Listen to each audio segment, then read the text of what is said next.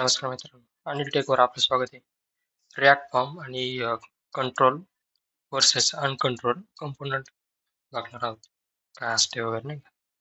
आणि त्याचा एक्झाम्पल बघणार आहोत. पहिलं कंट्रोल कंपोनंट बघू. कंट्रोल कंपोनंट म्हणजे काय आहे? ते स्टेटने हँडल केलं जातं रिॲक्ट स्टेटने. त्याला म्हणतात कंट्रोल कंपोनंट नाही का? ते वर्क कसं करतं? The value of the input field in control component by state variable. Okay. व्हॅल्यूनी हे करता इनपुट फील्डमध्ये कंट्रोल बाय स्टेट व्हेरिएबल करता and the one change event update the state whenever the use type something नाही का one change वर event आपला update होऊन स्टेट whenever type something हे होतं आणि ॲडव्हान्टेजेस आहे you have complete control over the form data आणि दुसरं easy to validate and manipulate data dynamically म्हणजे कंट्रोल कंपोनंट आपल्याला हे इझी पडतं नाही का इम्प्लिमेंट वगैरे करायला आणि त्याचं रिअल टाइम आपल्याला अपडेट लगेच देऊ शकतो ते कंट्रोल कंपोनंट नाही का कंट्रोल कंपोनंट आपल्याला यूज स्टेट मध्ये आपण वापरतो त्यात यूज स्टेट नसेल नाही का ते अनकंट्रोल कंपोनंट असते यूज स्टेट ते आपण कंट्रोल कंपोनंट मध्ये यूज करतो कंट्रोल कंपोनंटचे जाऊन बघू आता पहिलं काय करायचं पहिलं आपल्याला एक एलिमेंट घेऊ आपण नंतर आपल्याला ते इनपुट एक घेऊ आपण इनपुटला मी सेल्फ क्लोजच केलं नंतर एकदा आपण एक बटन घेऊ फॉर्म सबमिट करायला ओके बटन सबमिट नंतर बटनाला टाईप देऊ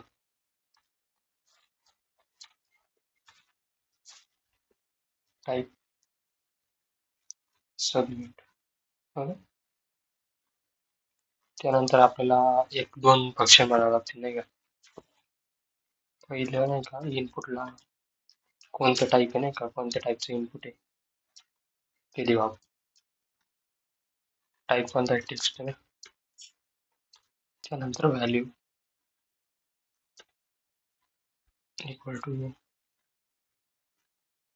आता वरती नाही का आपण हे देऊ 1 2 3 4 ठीक आहे त्यानंतर आपल्याला एक ऑन चेंज फंक्शन टाकायचं हे आपल्याला चेंज करायला नाही का म्हणजे आपलं इनपुट टाईप व्हायला त्यात हँडल चेंज एक फंक्शन घेऊ ते म्हणतात हँडल चेंज फंक्शन ना ते पण बनवू आपण त्यानंतर फॉर्मला एक ऑन सबमिट द्यावं लागेल ना on submit handle submit okay दोन फंक्शन बनवायचे आपल्याला आता आपण हे देऊ पहिलं आपण कोणतं बनायचं ऑन चेंज बनवू नाही का कॉन्स्ट हँडल चेंज ओके याच्यातून आपल्याला एक इव्हेंट काढावं लागेल आपल्याला काढावं लागेल इव्हेंट पूर्ण पण लिहू शकता इव्हेंट आणि ई पण लिहू शकता नाही का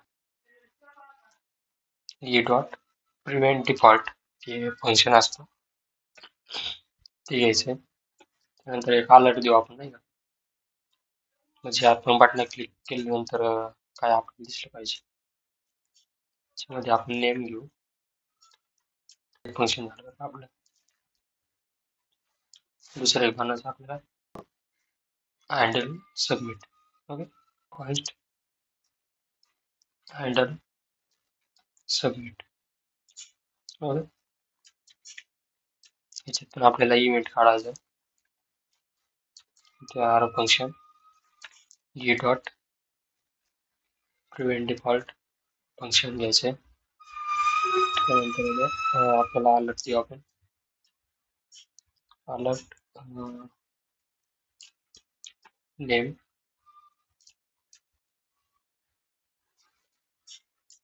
आणि नेम आपल्याला काय द्यायचं आपण इथं आपल्याला अलर्ट नाही यायचा इथं आपल्याला स्टेट घ्यायची स्टेट कशी तयार करणार आहे कॉन्स्ट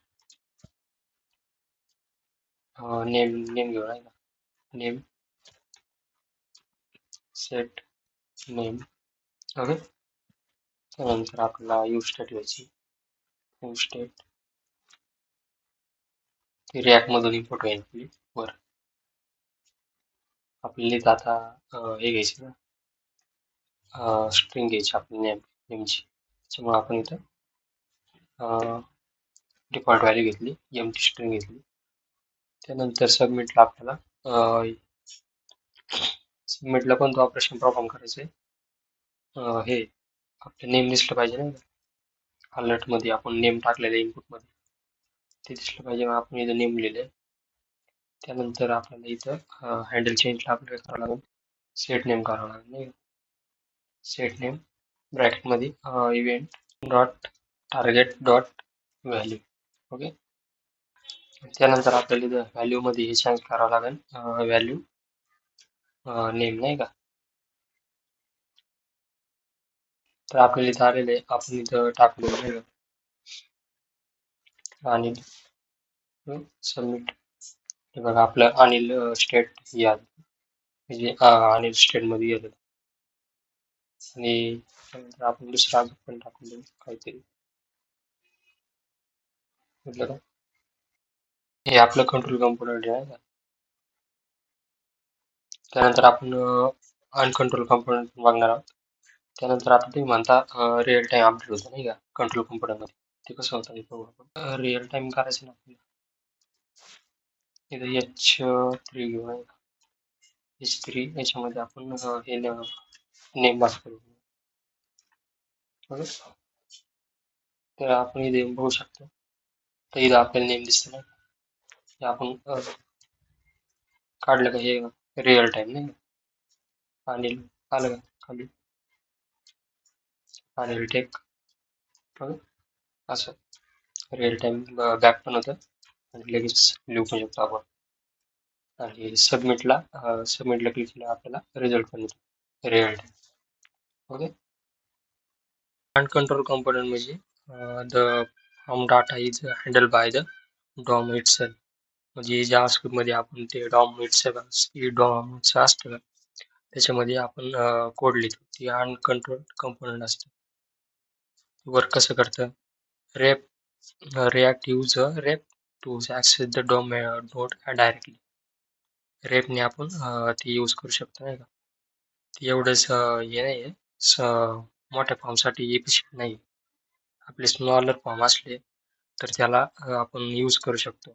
जर जास्त कॉम्प्लेक्स फॉर्म असला किंवा आपल्याला हे असली एखादी इनपुट फील्ड असली, त्याच्यावर आपण हा यूज करतो अनकंट्रोल कंपोनंट नाही का.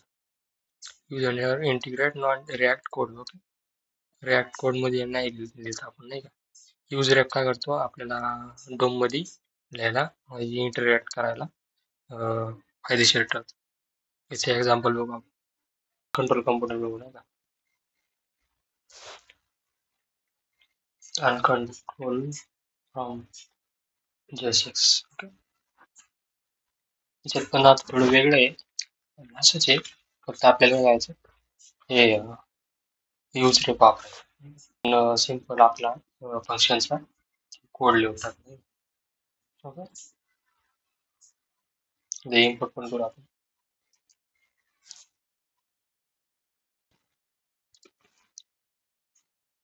पहिला आपण इथं हे फॉर्म घेऊ नाही का. फॉर्म ऍक्शन लागत आपल्याला सध्या. त्यानंतर आपण इथे एक इनपुट घेऊ. इनपुट टेक्स्टच राहील आपला. त्यानंतर आपण एक बटन घेऊ, सबमिट टाईप करायला आपलं सबमिट. सॉरी, स्मॉल मध्ये घ्यायचे. त्यानंतर आपल्याला इथे एक यूज रेप वापरायचा, तिथे आपलं इन्स्टंट करू आपण. Const name rape use rape. ते कुठून नाही, आपलं रिॲक्ट मध्ये नाही का. इथून आपलं इनपुट होईल यूज रेप रिॲक्ट. ओके. त्यानंतर आपल्याला एकच फंक्शन बनवायचं. आपण मागच्या याच्यामध्ये 2 फंक्शन बनवले होते. हँडल सबमिट आणि हँडल चेंज. तर इथे एक फंक्शन बनवायचं. कॉस्ट हँडल सबमिट बनायचं. Handle submit. Okay.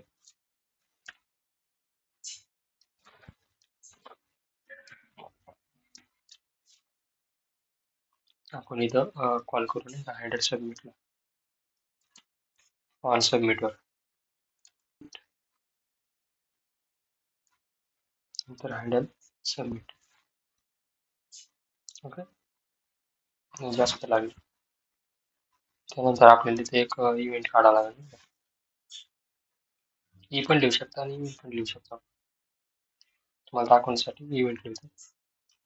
Event dot event default जे राहिला आपलं एक फंक्शन असते. त्यानंतर आपण अलर्ट दाखवू. अलर्ट नेम डॉलर साइन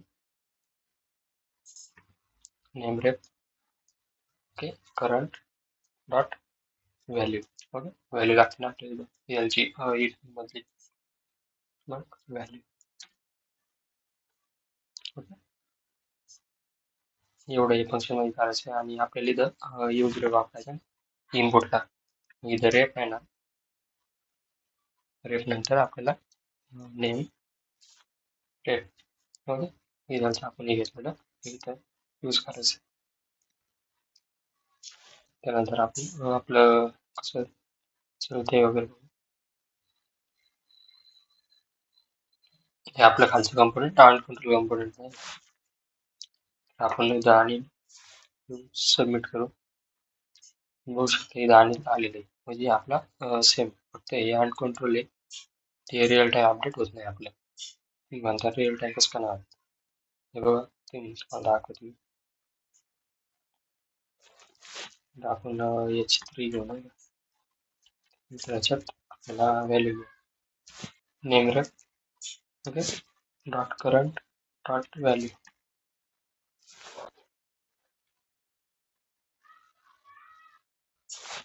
आता आलं का इथं आणली टाकला आपण हे होत नाही का रिअल टाइम अपडेट होणार आहे. मग दुसरं टाकून बघू नाही होत आहे बघा.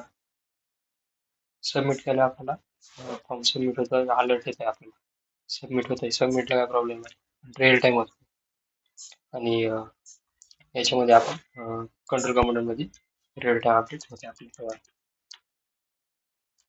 ठीक आहे. असं वर्क करतं आपलं कंट्रोल कंपोनेंट आणि अनकंट्रोल कंपोनेंट फॉर्म मध्ये कसं यूज केलं काही त्याचे फायदे वगैरे होते ते बघितले आपण. कसा वाटला व्हिडिओ कमेंट सेक्शन मध्ये कळवा आणि तुमच्या मित्रांना पण शेअर करा. सबस्क्राईब करा. धन्यवाद.